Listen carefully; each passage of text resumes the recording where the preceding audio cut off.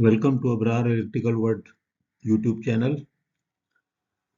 हमने ट्रांसफार्मर के टेस्ट के बारे में बात की है एक अलग वीडियो लेक्चर में, जिसमें हमने जो IEC 60076 में डेफिनेशंस दी हुई हैं डाइलेक्ट्रिक टेस्ट और उसकी किस्में दी हुई हैं, उनको डिस्कस किया। अब बारी बारी हम मुख्तलिफ लेक्चर्स में आपको हर एक टेस्ट करने का तरीका भी बताएंगे कि क्या उसके अंदर दिया हुआ है। ये आपके लिए बड़े काम के होंगे, क्योंकि ये IEC स्टैंडर्ड दायरे ना कोई खरीद सकता है, ना हर एक के पास होते हैं। और मैन्युफैक्चरर या टेस्टर के पास होते हैं तो वहाँ इतना टाइम नहीं होता कि आप उसको जाके वहाँ पर पढ़ें। तो इसलिए मैंने कहा कि जो प्रोविजंस हैं वो एक्चुअली एग्जैक्टली बता दी जाएं अपने इंजीनियर्स को, ताकि वो जो है जब भी टेस्टिंग करें या कभी किसी इम्तिहान में अपीयर हो तो उनको ये टुकड़ों टुकड़ों में अवेलेबल हो जाए। तो ये जो चार किस्म के टेस्ट हमने एक और वीडियो में बताए हैं, डाइलेक्ट्रिक टेस्ट के नाम से होते हैं। और याद रखें, ये जो टेस्ट होता है इसको आम जिंदगी में हम लोग प्रेशर टेस्ट भी कहते हैं।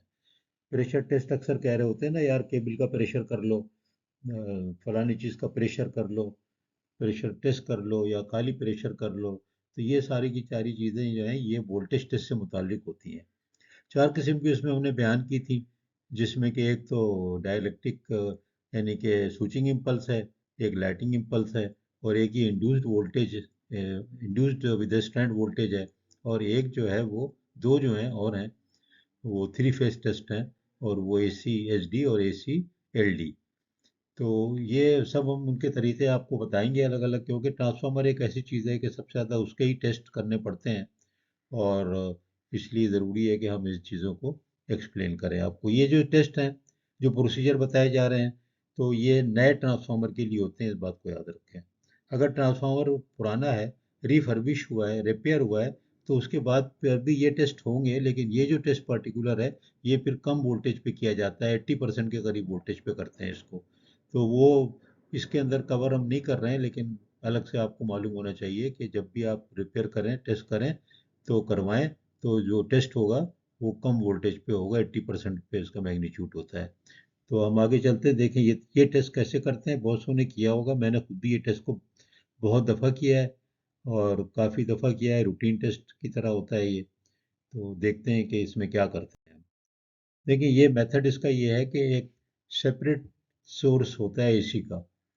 सेपरेट सोर्स का मतलब है कि कोई आपके जनरेटर है या आपने बिजली कहीं से ली हुई है, अलग से एक सोर्स है, और उस सोर्स से AC वोल्टेज आप single phase alternating voltage sine wave होना चाहिए नेचुरली, और 80% ऑफ द रेटेड फ्रीक्वेंसी, इससे कम फ्रीक्वेंसी ना हो। फ्रीक्वेंसी को भी नॉर्मल रखना है, क्योंकि फ्रीक्वेंसी कम होती है तो फिर आपको पता है कि एक और वीडियो मैंने जब भी लोड किए हैं ना, ओवरफ्लक्सिंग बड़ी इंपॉर्टेंट है, ये उससे रिलेटेड है ओवरफ्लक्सिंग से। क्योंकि जब आप फ्रीक्वेंसी ज़्यादा अगर हो जाती है ना, तो ट्रांसफार्मर के अंदर आपको पता है ओवरफ्लक्सिंग होती है। क्योंकि जाहिर है कि आप फार्मूला अगर आप याद करें, तो मैंने आपको बताया था कि जो कोर का जो फ्लक्स डेंसिटी है प्रोपोर्शनल होती है V/F के। तो फ्रीक्वेंसी कम होगी तो वो फ्लक्स डेंसिटी ज़्यादा होने लगती है। तो ये इसलिए इसका रीज़न देखें, ये कैसे घूम घूम के चीज़ें मुख्तलिफ उसमें आती हैं। बाकी पीक वैल्यू को तो जो मेजर्ड वैल्यू आप करेंगे, तो peak value divide by 2, peak value को मेजर करें और फिर उसको डिवाइड करें, कैलकुलेशन करके बता दिया वैसे ही। अच्छा, अब ये फर्दर देखें कि टेस्ट शुरू करते करते हैं, जब भी प्रेशर टेस्ट जिसको कहते हैं हम लोग आम जिंदगी में वोल्टेज टेस्ट करते हैं, तो कोई भी टेस्ट हो आपने देखा होगा कि एकदम से पूरा वोल्टेज अप्लाई नहीं करते, बल्कि देखें जो वोल्टेज शुरू करेंगे तो not greater than 1/3 of the specified test value.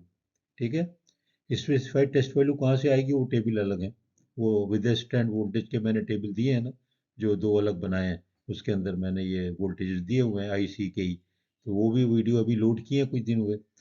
तो वोल्टेज को फिर ग्रेजुअली जो है, ग्रेजुअली का मतलब होता है तेजी से, लेकिन नॉर्मल जैसे कि आपका इक्विपमेंट जो होगा, टेस्ट इक्विपमेंट जो होगा, जो भी हाइपोट्रॉनिक्स का है, किसी का भी है, तो उससे जो वोल्टेज का जो स्केल होता है, बढ़ाने का एक रेगुलेटर होता है, उसको आप नॉर्मल तरीके से चलाएंगे और वोल्टेज को बढ़ा देंगे। और जब टेस्ट को ख़त्म करते हैं, इसको प्रेशर टेस्ट को, वैसे आमतौर पे मैंने जो देखा है कि हर टेस्ट प्रेशर टेस्ट में इसी तरह होता है कि उसके बाद उसको वापस ग्रेजुअली जो है जल्दी से लाते हैं लेस देन 1/3 पे, और उसके बाद स्विच ऑफ करते हैं। तो ना फुल वोल्टेज पे ऑन करेंगे, ना ही फुल वोल्टेज पे एकदम से ऑफ करेंगे। और फिर इसी तरह वाइंडिंग अगर नॉन यूनिफॉर्म इंसुलेशन है, तो फिर टेस्ट जो है carried out with the test voltage specified for the neutral terminal. तो फिर अगर आप देखें सिंगल फेज टेस्ट है, तो इसमें जो है आप ये करें कि जो अगर देख लें कि न्यूट्रल कैसे पता लगता है, ये तो किताब से ही पता लगता है। और दूसरे मैंने बताया भी एक लेक्चर में कि जब ट्रांसफार्मर को आप देखें, तो जो न्यूट्रल की बुशिंग है अगर बाकी लाइन की बुशिंग से छोटी हो, काफ़ी आधी होती तकरीबन, तो फिर आप समझ जाएं कि ये ग्रेडेड न्यूट्रल है। इसको नॉन यूनिफॉर्म भी कहते हैं और ग्रेडेड भी कहते हैं। तो अगर वो है तो फिर ये टेस्ट वोल्टेज न्यूट्रल के हिसाब से अप्लाई करें। ये भी बड़ी इंपॉर्टेंट पॉइंट है, मैंने जितने इसमें इंपॉर्टेंट पॉइंट है, तरीका है, उसको देके हाईलाइट कर दिया है ताकि आप उसको मिस ना करें। फिर फुल टेस्ट जब वोल्टेज होता है ये 60 सेकंड के लिए दिया जाता है। यानी आपने 30% पे पहले किया, फिर उसको फुल पे बढ़ा दिया, फिर आप 1 मिनट वहाँ रोकेंगे 60 सेकंड के लिए, उसके बाद फिर उसको 30% पे लाएंगे वापस कम पे, और फिर उसके बाद ऑफ कर देंगे। फिर ये जो टेस्ट होता है ये between all terminal of the winding under test, यानी जैसे फर्ज करो कि मैं एक वाइंडिंग को टेस्ट कर रहा हूँ 11 kV को, तो मुझे 132 को क्या करना है, उसके सारे टर्मिनल को मैं एक अच्छे से बाइंडिंग वायर के कॉपर से बांधूंगा, उसके साथ कोर फ्रेम और टैंक और केसिंग, और फिर अर्थ से उसको बांध दूंगा। यानी दूसरी जो वाइंडिंग होगी रिमेनिंग और चीज़ें, वो बाकायदा अच्छी तरह से ग्राउंड कर दी जाएंगी। ये इसका टेस्ट का तरीका है, यानी कि एक वाइंडिंग पे अप्लाई कर रहे हैं सिंगल फेज वोल्टेज, और बाकी जितने दूसरी वाइंडिंग थी, terminal of the winding under test connected together and all terminal of the remaining winding उनको ग्राउंड कर देंगे। तो इस तरह, ये इस तरह से होता है। ठीक है,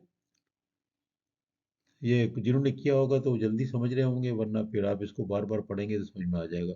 और अगर टेस्ट वोल्टेज अपनी जगह कायम रहता है, यानी कोलैप्स नहीं होता, कोलैप्स का क्या मतलब होगा, कोलैप्स का मतलब ये होगा कि वो जो डाइलेक्ट्रिक था डैमेज हो गया, फेल हो गया, और करंट बहना शुरू हो गया। करंट जब तेजी से बहुत सा आ गया तो वोल्टेज कोलैप्स हो गया। तो वोल्टेज कोलैप्स ही नहीं होना चाहिए, वोल्टेज मेंटेन होना चाहिए 60 सेकंड यानी 1 मिनट तक। तो आपने सुना होगा 1 मिनट प्रेशर टेस्ट बहुत सुनते हैं, 1 minute pressure test, 1 minute pressure test, तो यही चीज़ हुई।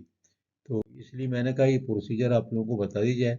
और ये जो phase to phase dielectric test है वो ACHD और ACLD में आपको देखने को मिलेगा, तो उसको अलग से हम एक्सप्लेन करेंगे। तो ये चीज़ मेरा ख्याल है कि ये जो लेक्चर टेस्ट के ऊपर मैंने शुरू किए हैं, हम इसको बस बारों पे भी करेंगे और केबल पे भी करेंगे, ताकि ये सारे टेस्ट बड़ा नेगलेक्टेड है, मैंने पहले भी आपको बताया है। इस पे मैं देखता हूँ कि बहुत ज़्यादा वीडियो इस लेक्चर यूट्यूब पे अवेलेबल नहीं है, तो मैं वैसी चीज़ें सोच रहा हूँ और करता हूँ, आपको पता हो गया होगा अब तक कि जो आम तौर पे अवेलेबल नहीं है। तो अगर आपको मुनासिब लगे तो सब्सक्राइब कर दीजिए, शेयर कर लीजिए, क्योंकि ये वॉलंटरी सर्विस है, सिर्फ़ और सिर्फ़ इंजीनियरों के फ़ायदे के लिए हम इसको जारी किए हुए हैं।